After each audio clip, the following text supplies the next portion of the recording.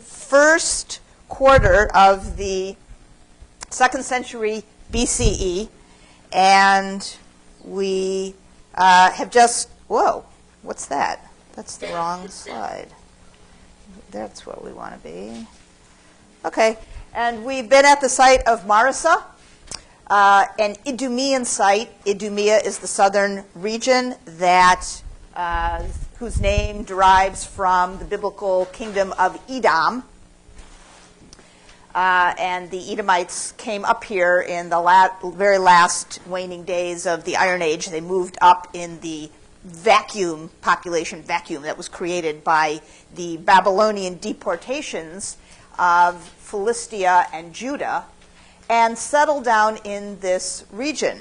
You might have reasonably thought that they then filtered out through the edges of the pages of history, never to be heard from again, but that seems not to be the case. They seem to have retained a sense of themselves as a people, a sense of themselves with a history, a sense of themselves with a distinct protective deity, and it was that deity's name that was suddenly revived as a component of people's personal names in the 2nd century BCE. Very fascinating thing.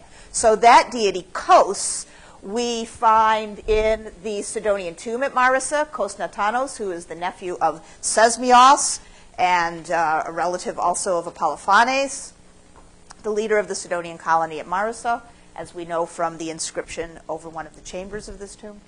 And also that name used several times in a very fascinating recent discovery, this potsherd with inscription on it that is the record of a contract of a marriage dowry. And the name of both the bridegroom and the father of the bride includes the theophoric Kos. So there's this sudden upsurge of interest in asserting this much older identity. Remember that there's a difference between people who may recognize themselves as a specific group of people with a specific past, identify themselves as distinct, and those same people deliberately asserting that in very specific ways. You can feel yourself a part of any ethnic community. You might be Irish American or African American or Native American or something like that, and you might consider yourself that and have the name of John or Melissa or Tom, and you wouldn't really think anything of it. But then, for various reasons, not all necessarily bad reasons or good reasons, just whatever, you might then name your children Seamus and whatever else. I mean, names that are much more aggressively announcing a relationship that you already felt that you had, but you just didn't feel the need to proclaim. That's what's going on here. Why is that going on? Well, as we talked about at the end of the hour last time, people frequently, and in this part of the world, it's a common pattern, not just from antiquity either, that when they feel threatened, they suddenly find their own distinct identity. Identity is the first defensive bulwark against cultural assimilation. It can get nastier, doesn't always. For the Idumeans, it doesn't. The Idumeans don't then elect a king, form an army, fortify their cities, and strike out. They don't do anything like that.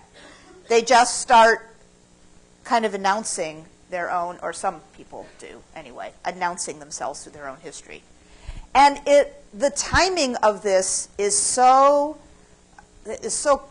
identical, so closely tied, it's identical to the appearance of another group that is beginning to assert their identity, an age-old identity at this time, that either both spring from the same cause, perhaps the wash over the area of Greek culture that makes everybody feel like, well, Greek culture is all nice and good, and it's nice to have those sorts of pots and home, interior home decorations, but that's not who I really am. Could be just an assertion against that, or it could be that these two groups are actually really talking to one another more directly. All right. So the other group, of course, are the people who live in Judah. We will call those people the Judaioi. The Judaioi, that's the Greek translation for Judeans. In the 2nd century, we know a fair amount from their own documentation of what's going on with the Judea, because a number more texts are written down describing the history, and the most famous of them are the books of 1st and 2nd Maccabees. They are two separate books. They partially overlap in terms of the periods that they describe. They are written by two different people at slightly different times and for slightly different reasons. So both of them provide different angles of entry into this period. We're not really going to talk about 2nd Maccabees, although you'll read some about it in the readings that you have. 1st Maccabees is the one that provides us with the longest and most detailed account of the story. And it starts, as all good history books do, with a specific time and place and a little look back. So Maccabees chapter 1, verse 1, Alexander had reigned 12 years when he died. His officers took over his kingdom. They all put on royal crowns, and so did their sons after them for many years, causing much distress over the earth. There sprang from these a sinful offshoot, Antiochus Epiphanes. He became king in the year 137 of the kingdom of the Greeks. And that is just 1 year after that little marriage document was written at Marissa. That was 176. And the year that 1st Maccabees opens its story is 1 year later in 175. That king, Antiochus Epiphanes, sets off by his own actions the events that 1st Maccabees then goes on to chronicle. The king sent letters to Jerusalem and to the cities of Judah to prohibit sacrifices and libations in the sanctuary, to build pagan altars and temples and shrines, to sacrifice swine and unclean animals, so that they might change all their observances. He appointed inspectors. Many people abandoned the law and committed evil in the land. So what, according to the author of 1st Maccabees, is the problem foisted upon the Judeans, the Judaioi, by Antiochus Epiphanes? What is it precisely that Antiochus is accused of doing?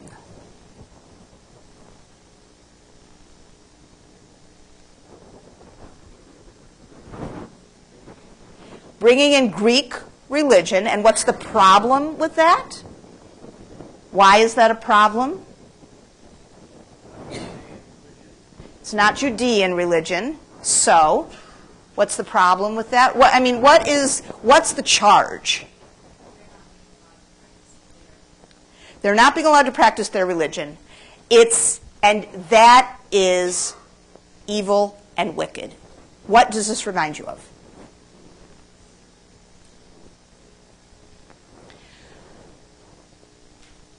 Who is the monarch who sends the displaced Judahites back to Judah? Cyrus. And what does Cyrus say in his account of himself when he overthrows the last Babylonian king, Nabonidus? What was the problem with Nabonidus? What gives Cyrus the right in his public documentation to say, it's me now? He offended Marduk. This is the leitmotif of royal justification in this part of the world. You did wrong by the gods. I will do right by the gods, or in this case, God, singular.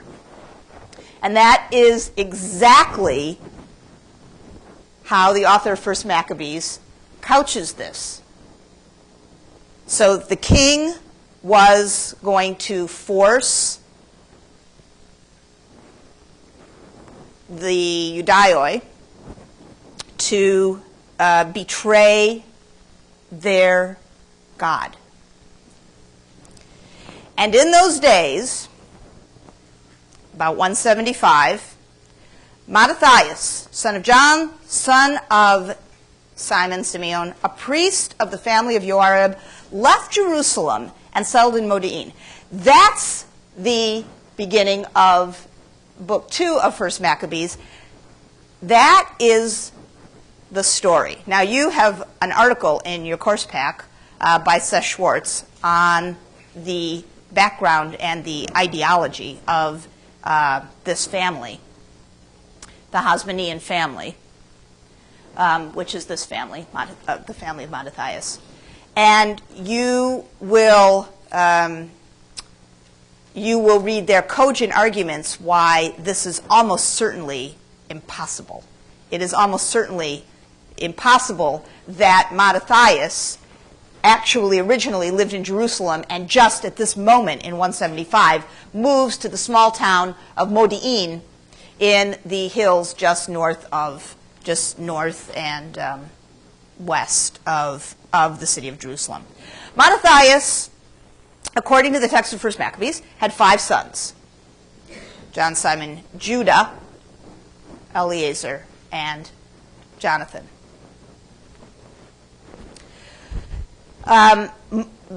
Some of these sons kind of fade out almost immediately, John and Eleazar among them. The one that Mattathias deputizes to follow in his footsteps and lead the revolt that soon arises is the middle son, Judah, who is given a surname, who's given a kind of nickname, and the nickname that he's given is the Maccabee. The Maccabee is a Hebrew word that means the one who hammers, the hammerer. So it's not a proper name. It's just a kind of, I don't know, it's like a wrestler's name. You know how wrestlers get those nicknames, right? So.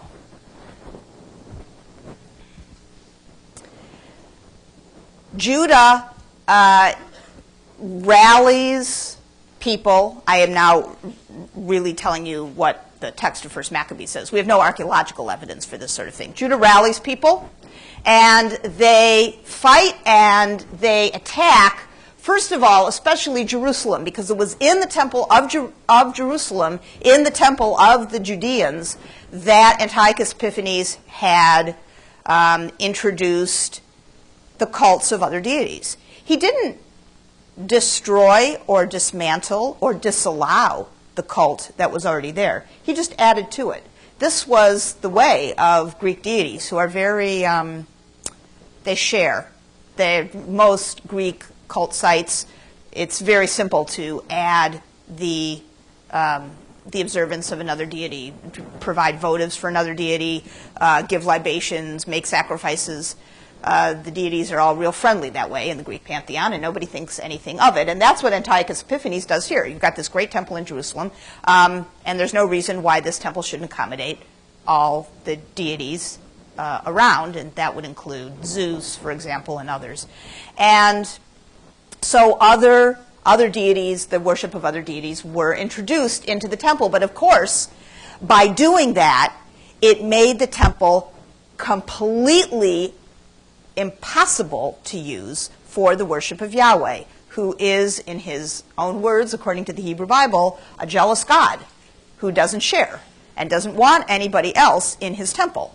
So, because of that, the first order of business for Judah and his followers was to remove these polluting excrescences from the temple, and this they succeeded in doing The very next year after this original decree by Antiochus, led by a band, according to the chronology of First Maccabees, they attack Jerusalem. They push out the Seleucid officials who were overseeing sacrifices here in the temple. They cleanse the temple, and they declare a holiday to celebrate that event, and that is a holiday that modern Jews, or most of them around the world today, still celebrate, and that's the holiday of Hanukkah, which is a festival that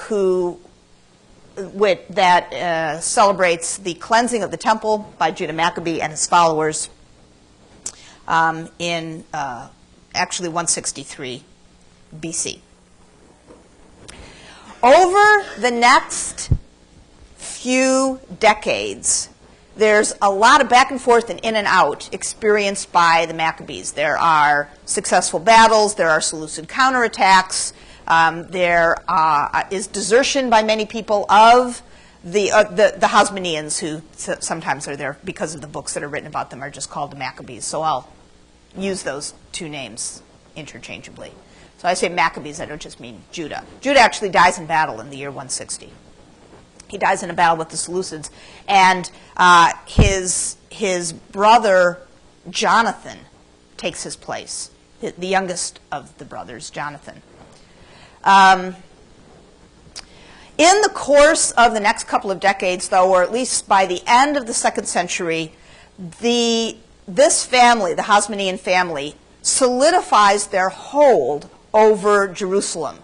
Again, the precise details we have almost no archaeological evidence for. It's very sketchy, and you can read what little evidence there is and how it may or may not be associated with aspects of the text that we have in the reading that you have.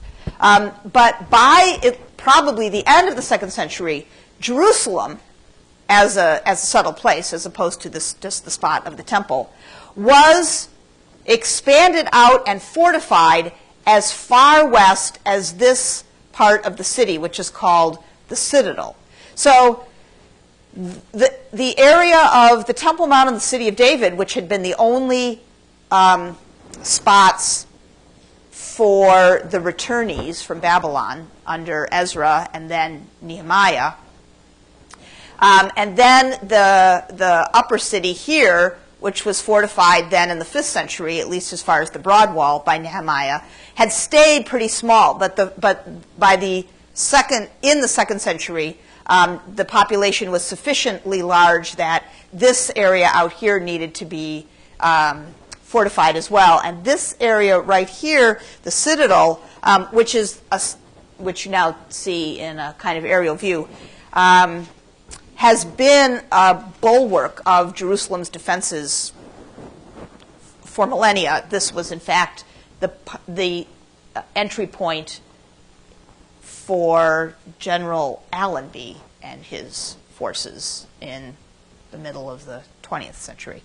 So the Citadel is there's a lot of overlays, and it's very complex to excavate. But you're looking here in a little bit of detail at 1, 2, 3 wall systems, all meshed and interlocked. And that slide is, let's see, where am I? I'm right by the middle tower. I must be right down here with this shot. I must be down in this nook. So you see, these are the stones of the Iron Age. So when the city was at its maximum extent in the early part of the 6th century, just before the Babylonian conquest, fortified all the way out to here. These are the 2nd century BCE fortifications that are just stuck onto this. So you can see that they utilize the earlier wall and then add to it. And then part of this was excavated away in the period of Herod the Great, who we'll be getting to when an additional tower was built. So it's by masonry style, general masonry style, that we date these additions in the area of the Citadel. And that is why we can't be any more specific than the later part of the Hellenistic period. So under one or another of the Hasmoneans, the area of Jerusalem was extended and fortified all the way out to this area. We know something else about the building habits and aspirations of the Hasmoneans from another description in the text of 1 Maccabees, 1 Maccabees chapter 13, that describes a tomb that the last surviving brother, Simon, built when Jonathan, the brother who may have been responsible for these additional defenses, dies. Simon is the last surviving of the sons of Mattathias, and he takes over when the rest of his brothers have died. The year is 143 BCE, and we have this description in 1 Maccabees of the tomb monument that Simon builds. He built a monument over the tomb of his father and brothers. So actually, he doesn't build a tomb. The tomb is already there. In fact, the fact that there's a tomb already there, which must be a family tomb, which must be a family rock-cut tomb, one of these ones that people go back to repeatedly, like the ones at Ketef Hinnom, is one of the reasons that it's very unlikely that Mattathias first moved to Modi'in in 175. Because it's much more likely that they had that is the place that they came from, and they had a long-standing family tomb at this spot. So Simon doesn't actually build a tomb; he built a monument over the tomb.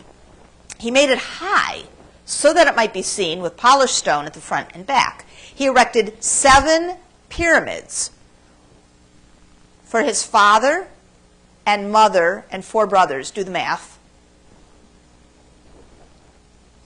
Thinking ahead, Simon is. And for the pyramids, he devised an elaborate setting. He surrounded them with massive columns, and upon the columns he put suits of armor for a permanent memorial. Beside the suits of armor, carved ships so that they could be seen by all who sailed the sea. So this is quite something. You know, this is quite something. Quite an elaborate monument, standing high over what would have been a completely inconspicuous, under-the-ground, rock-cut tomb. Not only of the sort that was traditional for Judeans, like at Ketef Hinnom, but was traditional for everybody who lived in this area. So think about the Sidonian tomb at Marissa. Fabulous tomb, highly decorated, very, very large, none of that apparent from the surface. You remember the slide or the image, I guess I should stop calling these things slides. The image where you just walk down a couple steps to get into that tomb. You would have no idea of the size and the decoration of the construction underneath, because it was not in the tradition of this part of the world, the southern Levant, the Judeans, the Philistines, the Idumeans, the Phoenicians, to have elaborate above-ground monuments marking their tomb. That is a tradition that the Greeks have. And it's not even really that the Greeks have it. It's a tradition that dynasts in the Near East have. And eventually the Greeks pick it up. But by the 2nd century BC, it's all considered Greek world because of the conquest of Alexander. So here, to remind you, is what the tomb at Ketef Hinnom looked like. And of course, this would have been the ground level right here. So you would have, and this was cut down in a cave in, and then you'd have come down the terrace and you would have walked into the tomb down a few steps. This is a dynastic monument at the site of Halicarnassus in Asia Minor for the dynast Mausolus, who had it built for himself in the middle of the 4th century BCE. And you note that it is, in this reconstruction, high and adorned with figural decoration and columns and a pyramid, a pyramidal roof on the top, and the reconstruction of the mausoleum at Halicarnassus is based on both fragmentary archaeological remains and an extremely detailed description, eyewitness description, by the Latin author Pliny, for whom this was one of the 7 wonders of the ancient world, and who described it in some detail. And it is this tradition that Simon channels in his construction, apparently. And just to locate you on the map, here's where ancient Halicarnassus is. Just on the road from Halicarnassus is another site, Bolivia, where another monument very, very similar to that of the mausoleum at Halicarnassus still stands today, the mausoleum at Bolivia, which was probably the mausoleum of one of the sons of Seleucus I. So it was a Seleucid burial monument. And you can see the gigantic lower coursing of the chamber and of the platform, the podium, and the huge stones and so forth. Just in case, like me, seeing a drawing without ever seeing anything physical on the ground might make you a little nervous. And if that doesn't make you a little nervous, it should start to make you a little nervous. Whenever you see a drawing that somebody has produced of something in antiquity, you want to know, well, is there anything that actually looks like that? Like, what's the evidence for that on the ground? So I'll show you that to calm me down and perhaps to calm you down. Yes, there really are things like that around. All right. 4 out of the 5 sons of Mattathias die without heir, die young, in fact, and several of them in battle. Eleazar, Jonathan, and Judah all die in battle. By the way, didn't any of you wanted to ask me a question?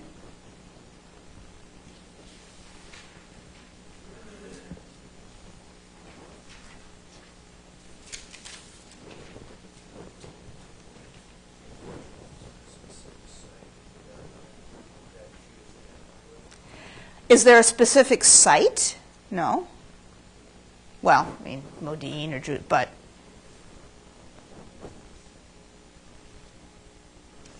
what's the source for the name?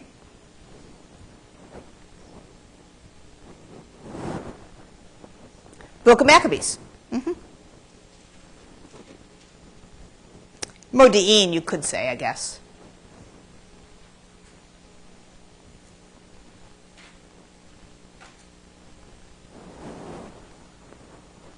What kind of name is that?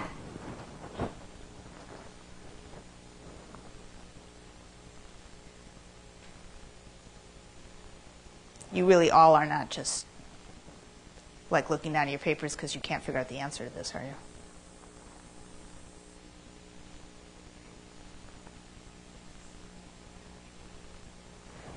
Yes. It is the name of the kingdom that's destroyed by the Babylonians. It is the equivalent of naming your child America.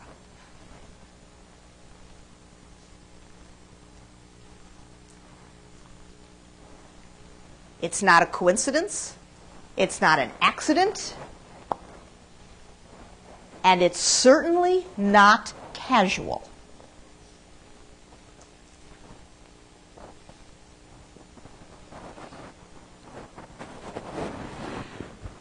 So Simon has a son, John Hyrcanus, who by now, yes? I was wondering, is there like any evidence other than like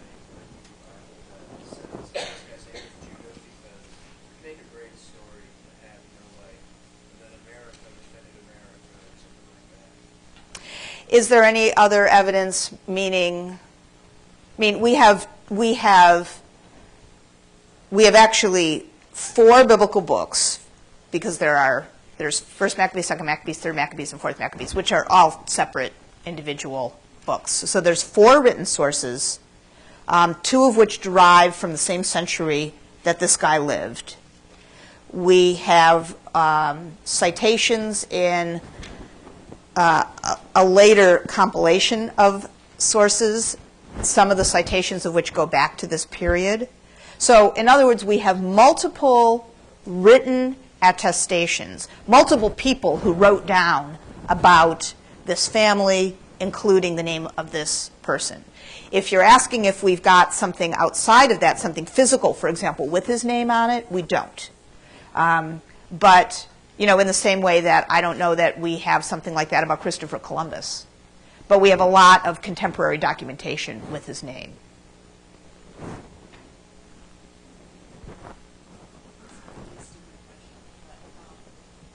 Like, I know that Jacob had 12 sons, and one of them was Judah, and that's how we get the country of the name.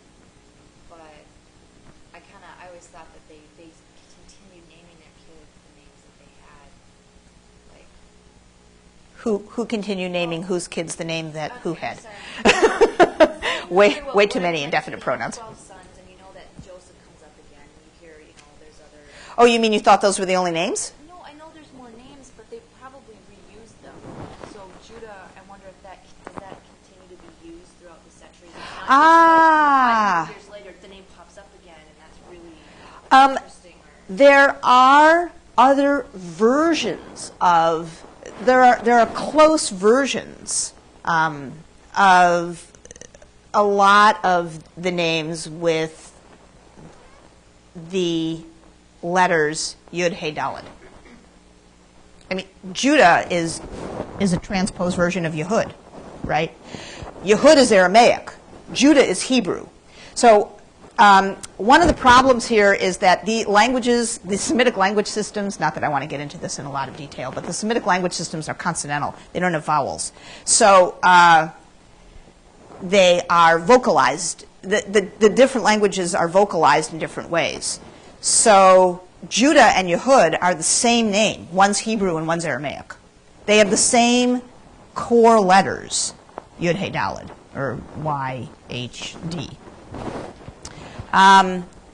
So in a way, Lindsay, your question is, were there other versions of this particular formulation, this vocalization with the letters in this order, and only these letters in Hebrew? Because there are variants of a name that have these letters, just like there are variants of the names that have the theophoric Yahweh in them, IAH or EH, something like that. But then there are, slightly different versions of each. So this exact name was a place name, and so it wasn't a personal name in the biblical period. It was the name of the kingdom. And in the period of the return, to my knowledge, we do not have somebody with this name. So this is the first time that it pops up exactly like this, where the name of the old, destroyed, banished, deported, dissolved kingdom is repurposed as a personal name.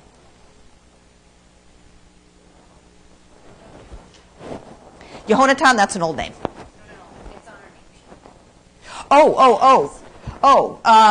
name. We're going to get to it. We're going to get to it in about 1 minute. What exactly would his ethnic identity be? Yes, that's a good question. What do you think?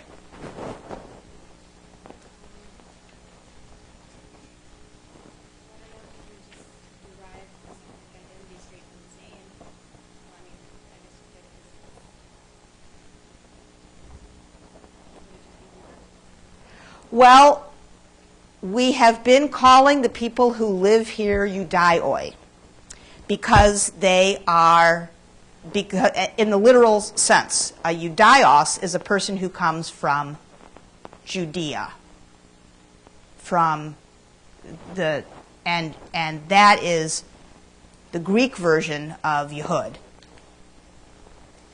So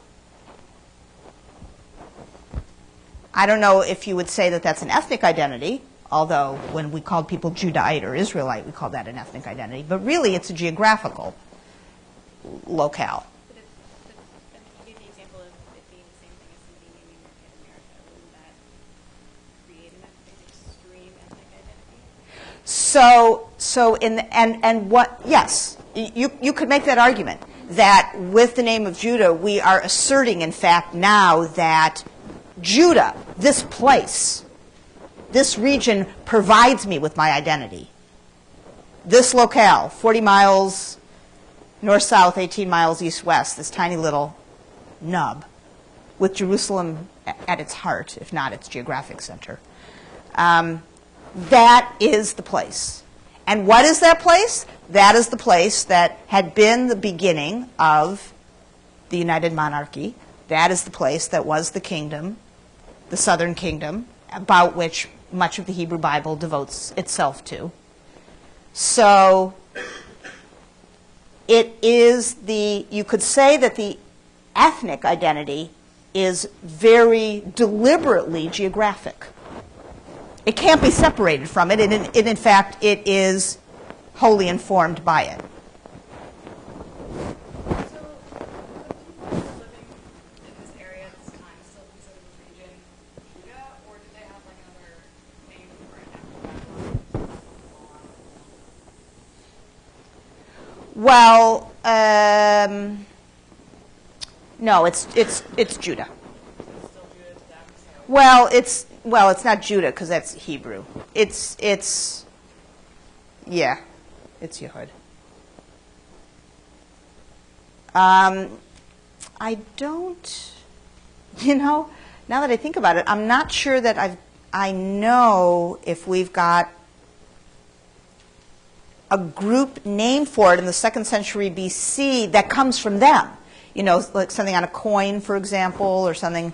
We don't. We have, because, for example, a letter sent by Antiochus III to the people of Jerusalem is sent to the people in Jerusalem. You see, it doesn't say, it's not sent to the Judeans. So that is a good question that just off the top of my head standing here, I can't come up with. So, but I'll look into. All right, John Hyrcanus is the first of this family, of the Hasmonean family, to mint coins. Now coins begin to be minted by this family, who are by now acknowledged to be in charge of a pretty good chunk of territory in this region. And under John Hyrcanus, that territory is quite purposefully expanded. Hyrcanus has an army.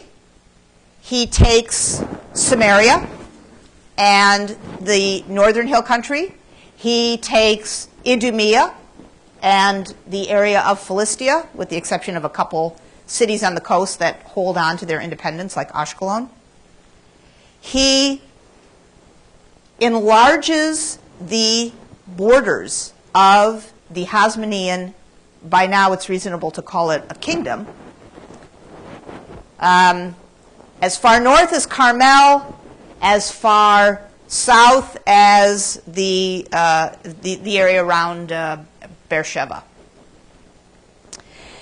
Hyrcanus dies in 104, and his older son, Aristobulus, immediately succeeds him and rules for 1 year and then dies.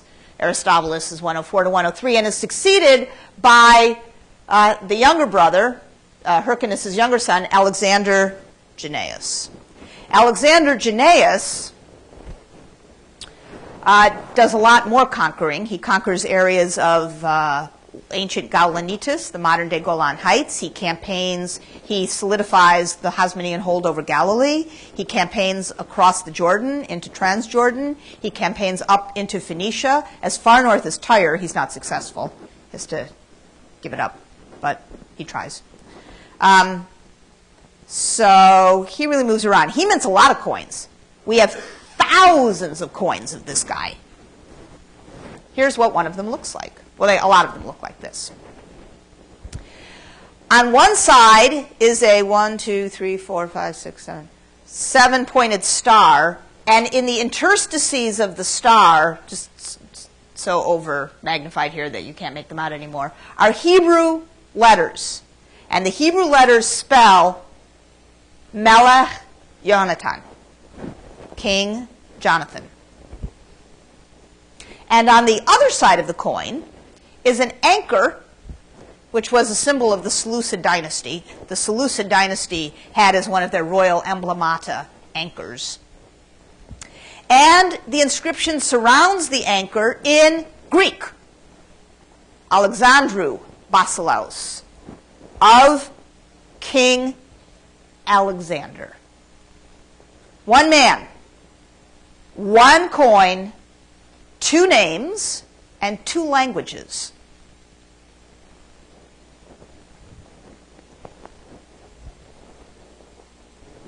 Any questions? Sir? What was the first language? Hebrew.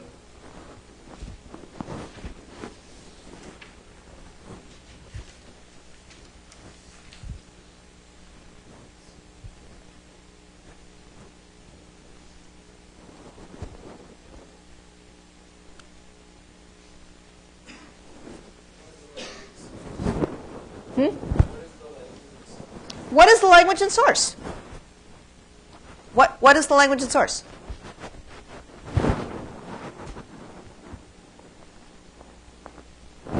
What is the language? Hebrew. What is the source? Yeah. What's the language? What's the source? Yeah.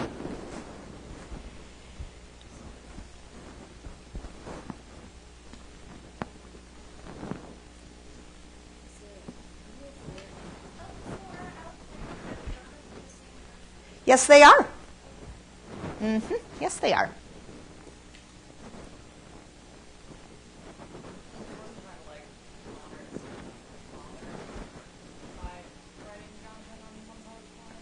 Yehonatan, gift of, in essence, this is a gift of Yahweh name.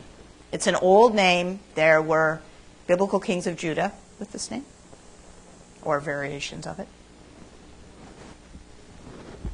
It is another version of Kos Natanos, except with Yahweh instead of Kos.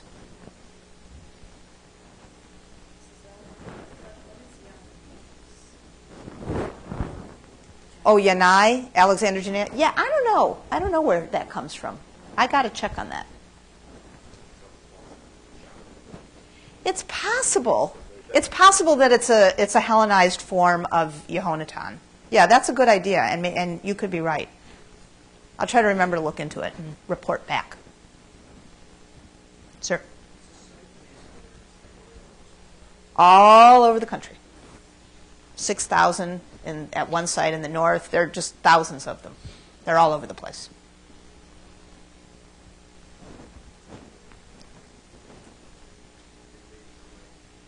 They date to the reign of Alexander Geneious, 103 to 76, but they remain in circulation for another 80 years.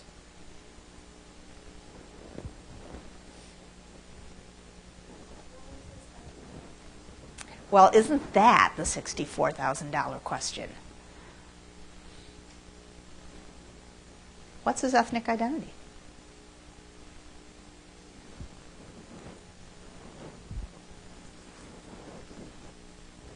Descended from a family that appears to be ethnically identified with Judah or Magnificent formulation. He is descended from a family that appears to be ethnically identified with Judah. but he's self-identifying as kind of both. But he's self-identifying as kind of both. Is he actually self-identifying as ethnically Greek? Although let's just double check that we've got the right box filled in. The association of Alexander is, it's not just the language. Who might this be channeling? Yes, thank you. Is it just because Greek is such a common language all around the Mediterranean that he printed some sort of coin in Greek? Well, Greek is a common language around the Mediterranean, not that these coins are found around the Mediterranean. But his grandpa, they worked so hard to push out the Greeks. Why? I mean, if you're all gung ho for national identity, we're Judean, we're going to use the Hebrew language. Why why admit that the Greeks have this cultural importance? Why do that? Yeah. These are all great questions. You just hold on to all these questions as we move on and around. These are the exact questions. These are the exact, scratch your head. Okay. At the exact same time period as Alexander Geneious is minting his coins and trying to conquer this, that, and the other part of the area, and you see on this map a line that proposes what the boundaries were for the Maccabees. Like all these maps with all these lines, they're probably a little wrong. They are because they're based on texts and not archaeology. Ah, tisk, tisk, tisk. What is the matter with these people? Make these maps. So up here in northern Israel, modern Israel today, in the Kula Valley, just south of Tel Dan, is this tiny little mound called Tel Anafah.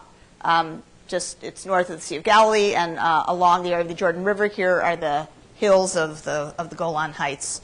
This is a site that is occupied several times in the course of the Hellenistic period, but we're only going to look at one of those occupations. And that's the occupation that is completely contemporary with the reign of Alexander Geneious. While he is minting and campaigning and fighting and so on and so forth, some people move to this site and build a very nice, large building. And you're here on the top of the mound looking out over the northern part of this building and the fields of the valley in the distance. This building is a single complex that takes up about half the top of the mound. So we're not talking about a town or a village or a settlement. We're talking about somebody's country home. It's an isolate. It's like having your own cabin on a river. There's nobody else around. You wouldn't call it your house. You wouldn't call it a village. It would just be a place where one, in this case, probably extended family lived. So here you see a plan of it. This is the top of the mound, and here's a plan of it. There were some subsidiary sort of like probably servant structures down on one edge. And here is a view of this section of the plan. So you see a central courtyard. And here is the edge of that courtyard. There are columns on this side of the courtyard. Here are the columns. And then there are hallways around it, and then other rooms around the courtyard. Here's a reconstruction drawing of what the inside of the house would have looked like in its earliest phase, this large open court, columns on two sides. Actually, probably there was an upper story on both of these sides, and then subsidiary structures around. The house, villa, whatever you want to call it, was built towards the end of the 2nd century BC, probably around 125. And it is in template, in form, very similar to a traditional style of nice villa house that we know from the Greek world, where there is a central courtyard and columns, usually in these cases, all the way around. When you have a home with a central courtyard and columns all around the courtyard, you have a style that's called peristyle. Peristyle. That's a Greek word that means columns all the way around. You can see why we use the Greek word. You don't have to write as much. So here on the island of Delos, in the Central Aegean, you see a house like this, in this case with a very, very beautiful mosaic floor in the inside of the courtyard.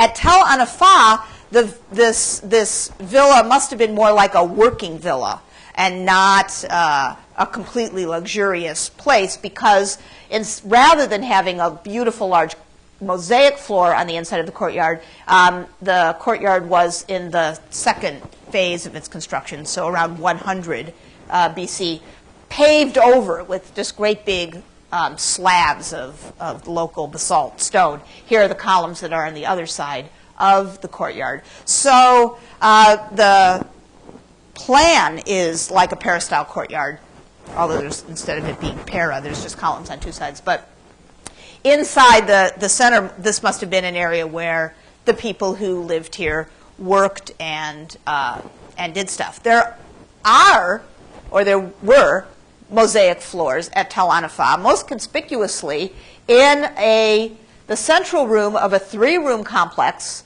that is to one side of the courtyard. So here's the edge of the courtyard here. And this three-room complex, or actually this two-room complex here, was a bath, was a private bath complex. And here is a mosaic floor in one half of the central room. And then there was a large plastered tub, which you see here in plan and here in view, that comprised the southern half of the room. The kitchen of the villa was probably this, and here is an oven. And so the oven doubled as a place that could heat the water in the tub, in the bath. North of this was a dressing room whose floor also carried mosaic decoration, although not found preserved enough to be able to take a picture of it in situ.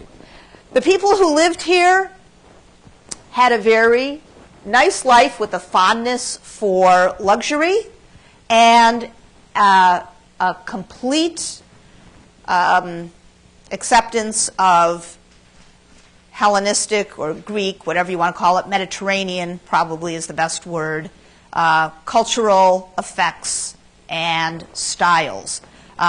Beautiful glass vessels and metal vessels. Here is a furniture finial. This is a little, I don't know another word for finial, that would have been stuck on the edge of, or the top of the metal frame of a bed or a table or a chair. And it is the Greek god Pan, P-A-N, who is recognizable because he has goat ears. Pan is a goat deity. Coins, almost all the coins are from the Phoenician cities, coastal cities of Tyre and Sidon. Just about none. There are no coins of Alexander Geneious whatsoever. The coins are all from the Greek world. There was at least one marble sculpture because this was found at the site. What is this? It's a nose, right. You see a lot of sculptures today in museums, a lot of heads, and the noses are gone because the noses, get bumped off. So this, I think, is the only site at which only a nose was found. Nothing else. But marble sculpture, could be burned in a lime kiln to make lime that could then be used to make cement. And it's likely that later people who lived here found and burned the sculpture, so we don't have it anymore. We just have the nose, which they didn't locate. Yeah? You said that the villa was likely a production or industrial villa? No, I didn't say. I just said people must have worked here as well, not just a luxury villa.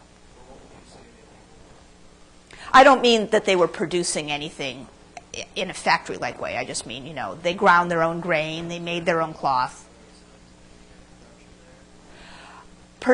In the sense of, huge installations, like, for example, all of those oil presses at Marissa or something like that, no.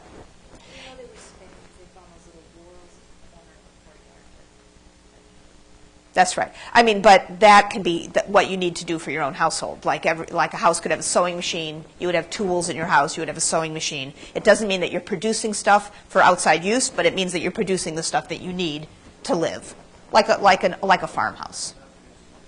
Not producing. There's no evidence for that. A nice fragment of a mosaic floor that was decorated. So you can compare, for example, this pathetic small fragment with the edge of this mosaic, which is here from that same house that I just showed you before on Delos, so you can get some sense of how nice some of the interior decor would have been.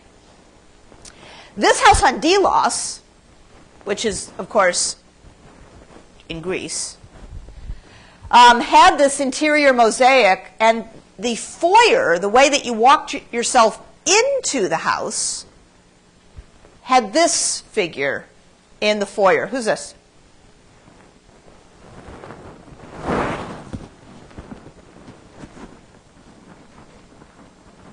Say what? Who? Oh, Astarte. No. Yeah, this is the Tanit symbol, which I showed you when we studied Ashkelon in the Persian period. Triangle, crossbar, circle, same setup. So she is the, she's like Astarte in her role. She's female, probably something to do with fertility. But she's always shown in this very schematic way, unlike Astarte. Astarte is shown as a recognizable female, and Tanit is shown as a schema, suggesting that at this house on Delos lived somebody who, one of whose self-identifications was Phoenician, because Tanit is a Phoenician deity. Now, no Tanit symbols have been found at the villa at Tel Anafah, but we have other reasons to suspect that the people who moved here, who moved to this site, came from the coast. First of all, a lot of the pottery that was found at the site came from the coast, including imported wine jars. These are wine jars that came from the Aegean. This actually came from the island of Rhodes. You remember the heavy concentration of imported wine jars from Dor and Ashkelon and coastal sites in the Persian period. That continues at coastal sites and even this far inland. So you imagine these things filled with wine being hauled all the way from the port to which they came and were disembarked and offloaded, all the way over the mountains and to this site inland. And along with those wine jars came a lot of other pottery that was made in Tyre. Other sorts of jars that were made in Tyre, like this large, probably oil jar, the handle of which was stamped with a Phoenician name stamp. But other vessels which were used at the table, so this table amphora, you remember seeing that table amphora from Marissa.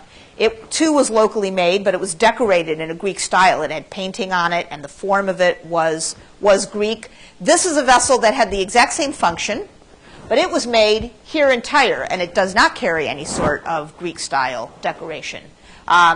Jugs for pouring wine, oil flasks, small oil flasks. All of this sort of material was made by potters here on the coast and then brought to Tel Anafah. As well, all the tableware at the site, which is shiny red slip tableware, comes from the Phoenician coast. And you can imagine a table set looking pretty fancy, like this. You have to ignore the chopsticks, which I'm sure they didn't. Is that what you were going to ask me about? No. I actually have a cute story about why there's chopsticks in this picture, but I'm not going to take the time to tell you. But you could ask me after class. Or you can ask Tim, who I think has heard it about 4 times now already, and so probably will be able to tell you. The tradition of shiny red slip pottery from the Phoenician coast is a long-standing one. You may recall that the Iron Age pottery from the Phoenician coast also was shiny and red-slipped. So they like to make this sort of stuff. Lots of vessels to make their food in, cooking pots, and these sorts of dishes to cook in, which I I call casseroles. We, people do, call casseroles. Cooking pots are a traditional shape for cooking vessels in this part of the world and have been for thousands of years. Casseroles are not. This kind of shape is not native to this part of the world. It is similar to vessels such as these. Well, not this, but these. And these come from Greece. They come from Athens specifically. So these don't come from Athens. They're made out of fabrics that are local to the area around Tel Anfa. But the function for which they would be used would be to make meals of a sort that were Greek, like how you might want to go to, I don't know, Christos for dinner one night. That Greek restaurant that's in, I don't know how many Greek restaurants. That's the one I know in Minneapolis. So, in other words, the people who lived here had enough of a demand for, enough of a desire for the sorts of meals that you would make in vessels like this, that the local potters produced cooking vessels of that sort. So they had their own locally made casseroles, just in the same form as Athenian versions. So for this constellation of reasons, by which I mean all of the evidence that I've just showed you, I and the rest of the people who have worked on and studied this site don't think that the people who lived here were Judaioi. Now, we don't think that they were Greeks because there's not any reason to postulate people from Greece proper moving here. And the very close connections with Tyre specifically suggest that the folks who moved here in the latter part of the 2nd century came from there. They came from Tyre. So we would probably then call them Tyrians, or more generally, Phoenicians.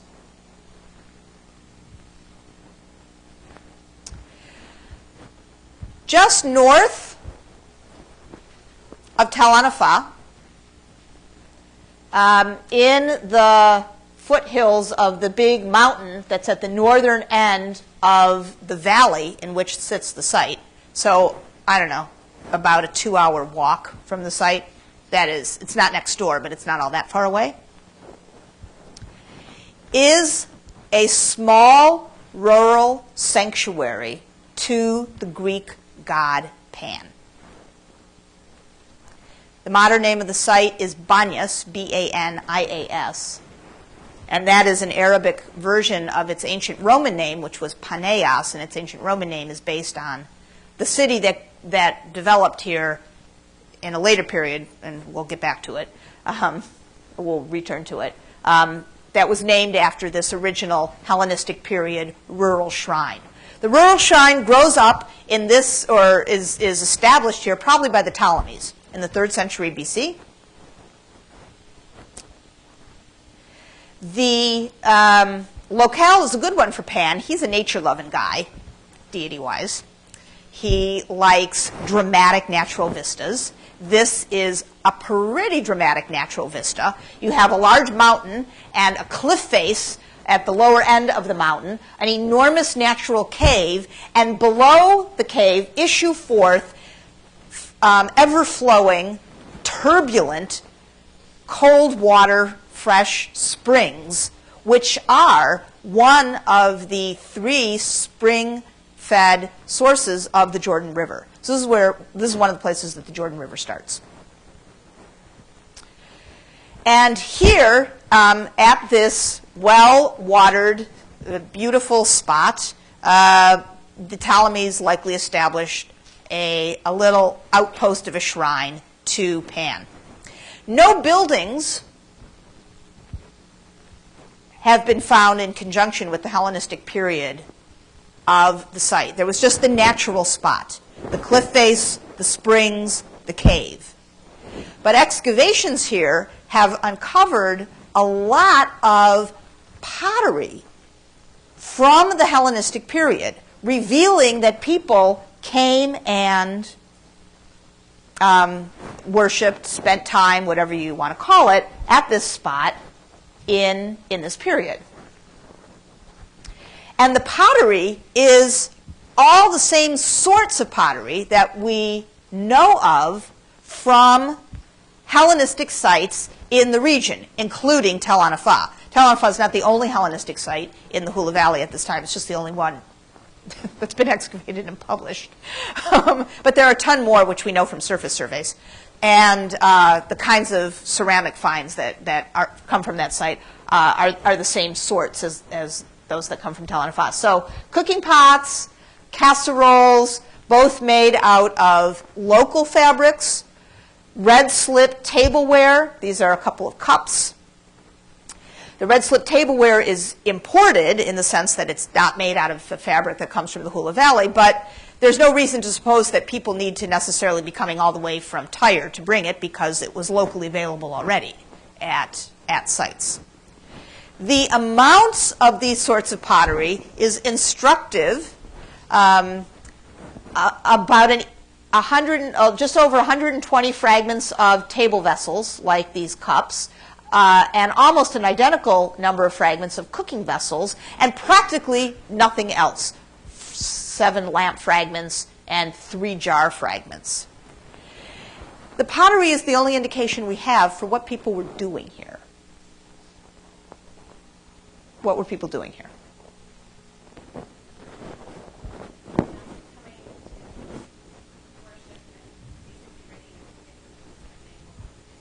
Yeah, bringing a picnic, having a party. Well, it can't be that much of a party if they're not bringing wine, and they would need to bring a lot more storage, amphoras, and we don't have any evidence of that. It's not that far away from. Well, Tel Anfa is about a 2-hour walk. No, it's not that bad. It's fine. It's easy to get to. I'm not saying it's hard to get to. I'm just saying it's not like you run over there for the morning. I mean, it's a little bit of an investment of time and energy if you're going to come here. But that's exactly what people must be doing. They must be coming and hanging out, cooking and eating and lazing about. So you can imagine, like these people, except they would have had to have backpacks or whatever the Hellenistic equivalent of backpacks were.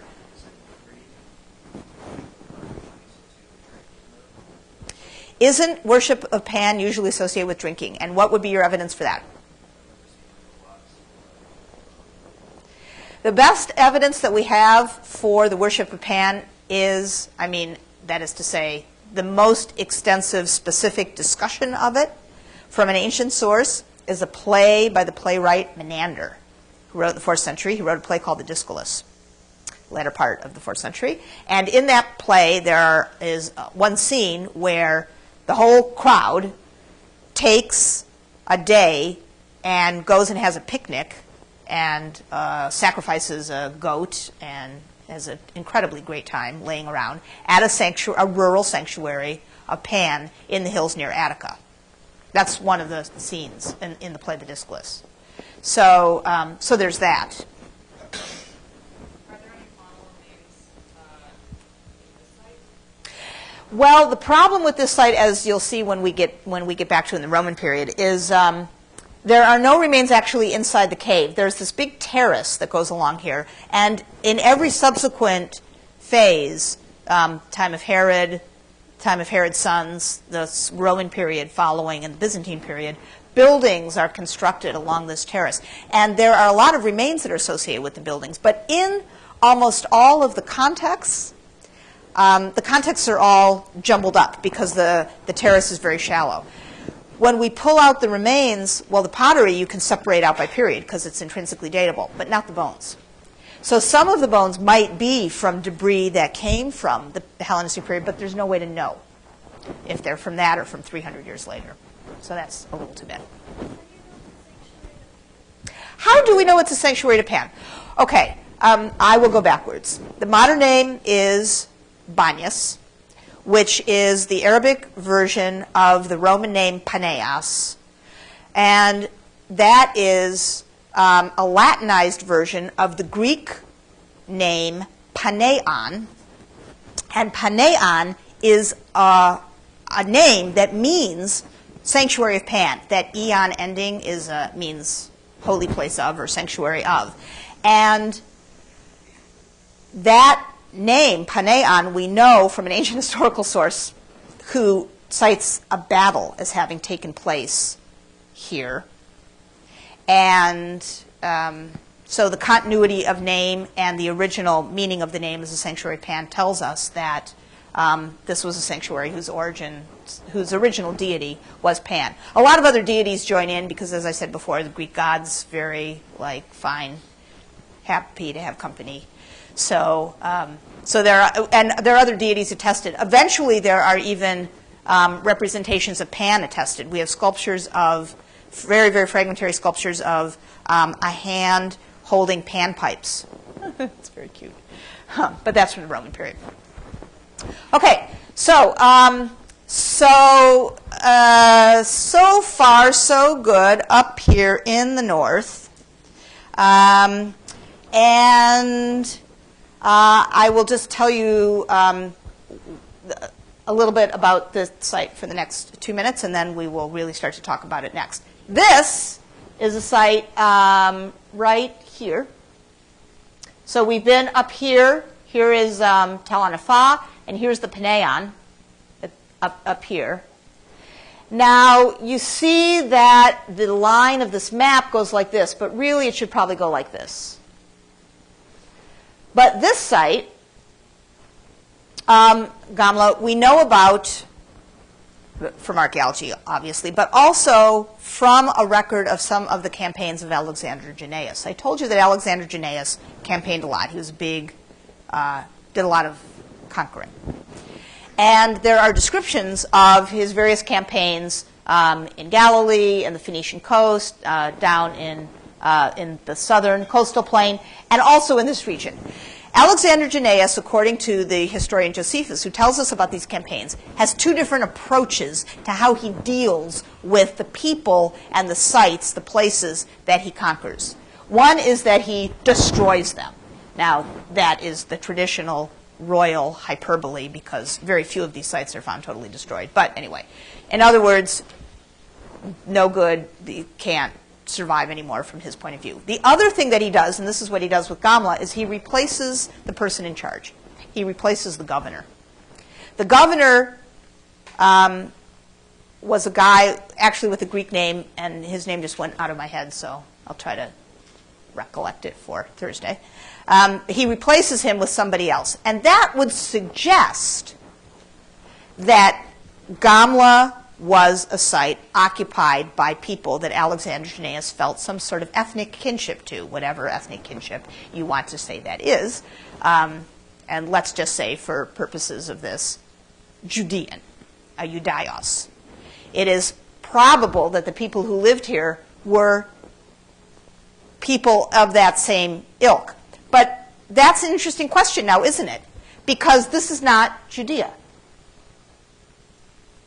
This is Gaulanitis. And that might suggest that that name, that word, Judaios, is in the minds of the people who would have so self-identified, slipping away from its core meaning as somebody who comes from Judea to mean something else. What could that be? That's what we'll talk about on Thursday.